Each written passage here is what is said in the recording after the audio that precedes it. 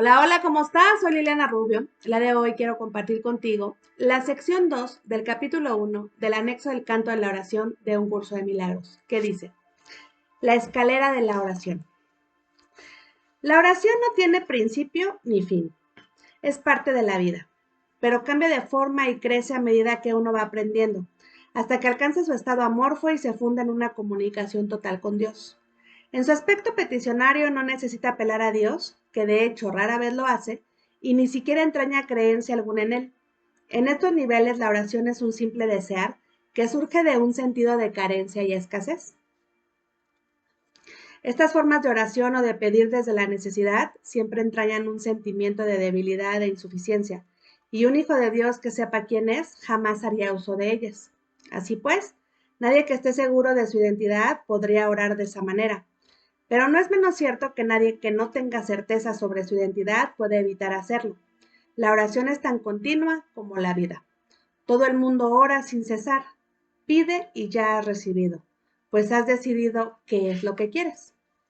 Es posible asimismo alcanzar una forma más elevada de pedir desde la necesidad, puesto que en este mundo la oración es reparadora y, por lo tanto, entraña niveles de aprendizaje.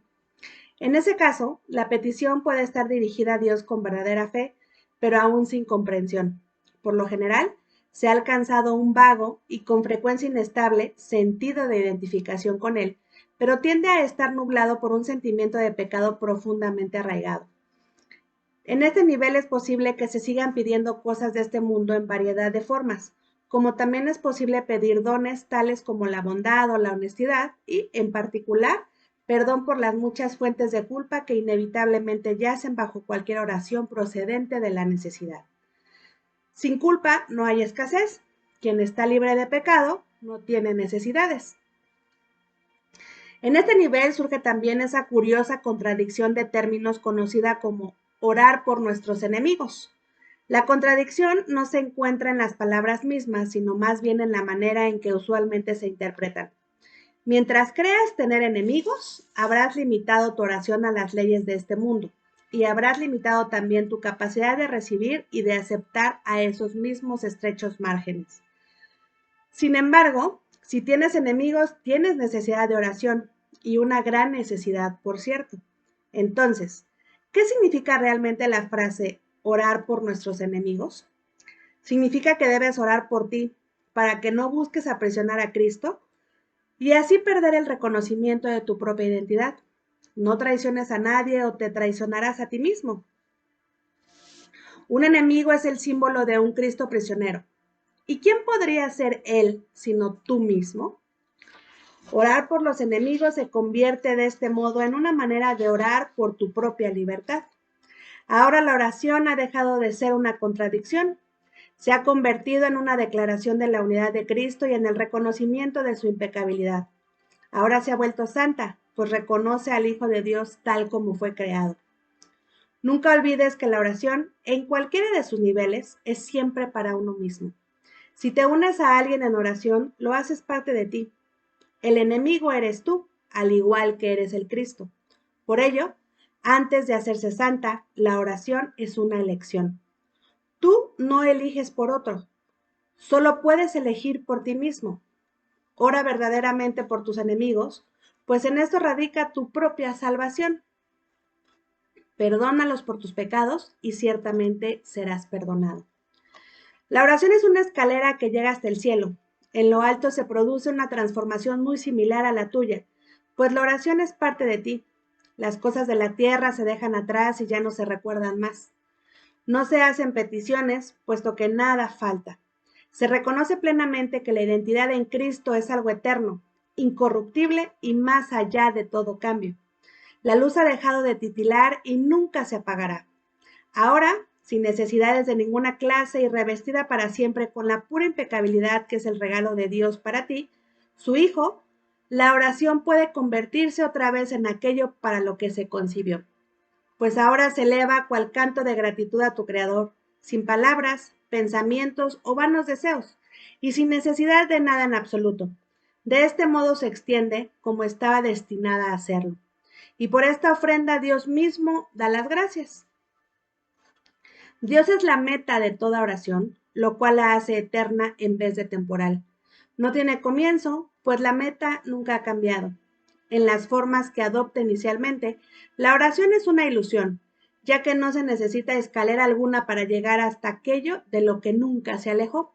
No obstante, la oración forma parte del perdón mientras éste, que de por sí, si es una ilusión, continúe sin lograrse. La oración estará ligada al aprendizaje hasta que el objetivo del aprendizaje sea alcanzado. Y entonces todas las cosas se transformarán al unísono y retornarán libres de toda mancha a la mente de Dios. Este estado es indescriptible al encontrarse más allá del aprendizaje. No obstante, es necesario entender las etapas por las que hay que pasar para su obtención si la paz ha de ser restaurada en el Hijo de Dios, quien vive ahora en la ilusión de la muerte y en el temor a Dios. Pues bien, realmente no necesitamos esta escalera para llegar a Dios, ¿sí? Pero es justamente lo que necesitamos para dejar de creer y ver este mundo. Esta oración que es nuestra comunicación con Dios, literalmente para que nos recuerde quiénes somos, para que restaure en cada uno de nosotros el reino de los cielos. Vamos a analizar nuestra sección, la escalera de la oración. Y como bien inicia, la oración no tiene ni principio ni fin. Es parte de la vida, pero cambia de forma y crece a medida que uno va aprendiendo, hasta que alcanza su estado amorfo y se funda en una comunicación total con Dios. O sea, se pierde porque no tiene forma, se unifica, se hace uno y por lo tanto hay una total unicidad con tu parte divina. En su aspecto peticionario no necesita apelar a Dios y ni siquiera entraña creencia alguna en él. Por eso dice que rara vez lo hace, ¿sí? ¿Por qué? Porque tú ya eres parte de Dios, a ti no te hace falta absolutamente nada. Tú crees desde tu mente del ego que tienes una carencia, que tienes un sufrimiento, que tienes una falta, pero en realidad no tienes ninguna. Pero por eso es que necesitas recordar quién eres. Dice, en estos niveles, la oración es un simple desear que surge de un sentido de carencia y escasez, ¿sale? ¿Por qué hacemos oración? Porque nos creemos faltos de algo, creemos que nos hace falta algo, carecemos de algo y por eso necesitamos pedir y hacer ese llamado. Pero en realidad no nos hace falta absolutamente nada, nosotros somos abundancia y al recordar que lo somos, estamos en comunión total con Dios, con nuestra divinidad y por lo tanto todo se nos da. Y estas formas de oración o de pedir desde la necesidad siempre entrañan un sentimiento de debilidad e insuficiencia, y un hijo de Dios que sepa quién es jamás haría uso de ellas. Así pues, nadie que esté seguro de su identidad podría orar de esa manera. No podría orar desde la necesidad porque ya sabe lo que es suyo, ya sabe lo que le pertenece, ¿no? Dice, pero no es menos cierto que nadie que no tenga certeza sobre su identidad puede evitar hacerlo. La oración es tan continua como la vida. Todo el mundo ora sin cesar, pide y ya has recibido, pues has decidido qué es lo que quieres. Por eso es que hacemos estas peticiones, este llamado, esta comunicación de nuestros deseos para clarificarle a nuestra divinidad qué es lo que queremos realmente manifestar. Pero no desde me hace falta, tengo la necesidad de que me traigas dinero, de que me des salud, de que me des amor, porque eso ya es tuyo, ya te pertenece, no te hace falta absolutamente nada. Y es posible asimismo alcanzar una forma más elevada de pedir desde la necesidad, puesto que en este mundo la oración es reparadora y, por lo tanto, entraña niveles de aprendizaje. En ese caso, la petición puede estar dirigida a Dios con verdadera fe, pero aún sin comprensión. Por lo general, se ha alcanzado un vago y con frecuencia inestable sentido de identificación con Él, pero tiende a estar nublado por un sentimiento de pecado profundamente arraigado. O sea que estamos hablando, por supuesto, de nuestra mente, del ego. En este nivel es posible que se sigan pidiendo cosas de este mundo en variedad de formas, como también es posible pedir dones, tales como la bondad o la honestidad y en particular perdón, para las muchas fuentes de culpa que inevitablemente yacen bajo cualquier oración procedente de la necesidad. Sin culpa, no hay escasez. Quien está libre de pecado no tiene necesidades. Por eso es tan importante que recuerdes quién eres, que eres el Hijo de Dios, que eres santo, que eres perfecto, que eres amado, que estás lleno de abundancia total e infinita. Y recordando tú eso, no tienes por qué conectar con la necesidad, con la escasez, con la carencia, incluso con la culpa, ¿no? Dice, en este nivel surge también esa curiosa contradicción de términos conocida como orar por nuestros enemigos. La contradicción no se encuentra en las palabras mismas, sino más bien en la manera en que usualmente se interpretan. Mientras creas tener enemigos, habrás limitado tu oración a las leyes de este mundo. Y habrás limitado también tu capacidad de recibir y de aceptar esos mismos estrechos márgenes. ¿Por qué? Porque cuando tú ves a alguien externo a ti como tu enemigo, separado de ti, estamos desde nuestra mente del ego. Y por lo tanto, yo no puedo recibir lo que no puedo dar. ¿Sale? Acuérdate que siempre se ha dicho, pide y se te dará, lo que das es lo que vas a recibir. Entonces hay que tener cuidado con esto. Dice, sin embargo, si tienes enemigos, tienes necesidad de oración para elevarte a tu divinidad. Y una gran necesidad, por cierto. Entonces, ¿qué significa realmente la frase orar por nuestros enemigos? Significa que debes orar por ti, para que no busques aprisionar a Cristo y así perder el reconocimiento de tu propia identidad. No traiciones a nadie o te traicionarás a ti mismo. ¿Por qué? Estamos hablando de esta conciencia de unidad.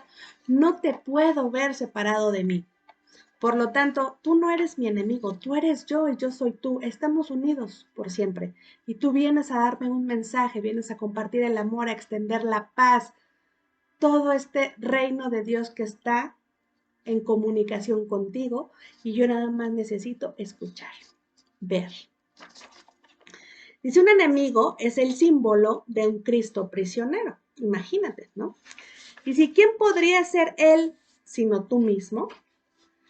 Orar por los enemigos se convierte de este modo en una manera de orar por tu propia libertad. Ahora la oración ha dejado de ser una contradicción, se ha convertido en una declaración de la unidad de Cristo y en el reconocimiento de su impecabilidad. Ahora se ha vuelto santa, pues reconoce al Hijo de Dios tal como fue creado. Al hacer oración, te unificas a tu divinidad, te unificas al todo. Reclamas tu herencia, recibes tu herencia como santo, como hijo, como hija, como santa, benditos y amados de Dios, que ahí está esa energía latente todo el tiempo. Recibimos, por supuesto, ese recordatorio de quiénes somos, sale ese reconocimiento. Por lo tanto, ahí veo a Cristo en mí, a Cristo en ti, a Cristo en todos. Dice, nunca olvides que la oración en cualquiera de sus niveles es siempre para uno mismo. Si te unes a alguien en oración, lo haces parte de ti. El enemigo eres tú, al igual que eres el Cristo. Por ello, antes de hacerte santa, la oración es una elección. Antes de hacerse santa, la oración es una elección. Tú no eliges por otro, solo puedes elegir por ti mismo. Por eso nos dice, tú eres el enemigo al igual que el Cristo. ¿Cuál eliges ser? ¿El amor, el miedo, la paz, el conflicto, el dolor, la paz? ¿Qué eliges, no? Que ahí está nuestro verdadero poder. Ora verdaderamente por tus enemigos, pues en esto radica tu propia salvación. Perdónalos por tus pecados y ciertamente serás perdonado. Acuérdate, no le estás perdonando a ellos, te estás perdonando a ti a través de ellos, ¿sale? Dice, la oración es una escalera que llega hasta el cielo. En lo alto se produce una transformación muy similar a la tuya, pues la oración es parte de ti. Las cosas de la tierra se dejan atrás y ya no se recuerdan más. No se hacen peticiones, puesto que nada hace falta. Se reconoce plenamente que la identidad en Cristo es algo eterno, incorruptible y más allá de todo cambio. Eres perfecto. La luz ha dejado de titilar y nunca se apagará. Ahora, sin necesidades de ninguna clase y revestida para siempre con la pura impecabilidad que es el regalo de Dios para ti, su Hijo, la oración puede convertirse otra vez en aquello para lo que se concibió. Pues ahora se eleva cual canto de gratitud a tu Creador, sin palabras, pensamientos o vanos deseos y sin necesidad de nada en absoluto. ¿Para qué? Para unificarte, unirte a lo que verdaderamente eres. De este modo se extiende como estaba destinada a hacerlo. Y por esta ofrenda, Dios mismo da las gracias. Ahí es donde radica este canto de gratitud, de amor, porque has recordado quién eres. Dice, Dios es la meta de toda oración, lo cual la hace eterna en vez de temporal. No tiene comienzo, pues la meta nunca ha cambiado. En las formas que adopta inicialmente, la oración es una ilusión, ya que no se necesita escalera alguna para llegar hasta aquello de lo que nunca se alejó. Siempre ha estado ahí. Acuérdate que nos decían, te has olvidado de quién eres, pero porque lo haya olvidado, no has dejado de ser quien eres. Solamente es un pequeño recordatorio para que te acuerdes. Dice, no obstante, la oración forma parte del perdón mientras este, que de por sí es una ilusión, continúe sin lograrse. ¿Cuál es el verdadero valor de la oración? Lograr el perdón para poder unirnos y salvarnos, trascender la separación y salvarnos, ¿sale? Dice, la oración estará ligada al aprendizaje hasta que el objetivo de aprendizaje sea alcanzado. Y entonces todas las cosas se transformarán al unísono y retornarán libres de toda mancha a la mente de Dios. Este estado es indescriptible al encontrarse más allá del aprendizaje. No obstante, es necesario entender las etapas por las que hay que pasar para su obtención, si la paz ha de ser restaurada en el Hijo de Dios, quien vive ahora en la ilusión de la muerte y en el temor a Dios, que es justamente estar desde la mente del ego, creyendo en el dolor, en el sufrimiento, en el castigo divino, en la muerte. Por eso es que se requiere restaurar la paz. Se te requiere recordar quién eres a través de la oración, a través de esa comunicación con el Espíritu Santo, para que solamente así tú te alinees, recibas esta totalidad para que puedas trascender cualquier limitación de la mente del ego, del mundo terrenal, ¿sale? Espero haya quedado claro. Te mando un súper abrazo y nos vemos la próxima. Gracias, gracias, gracias.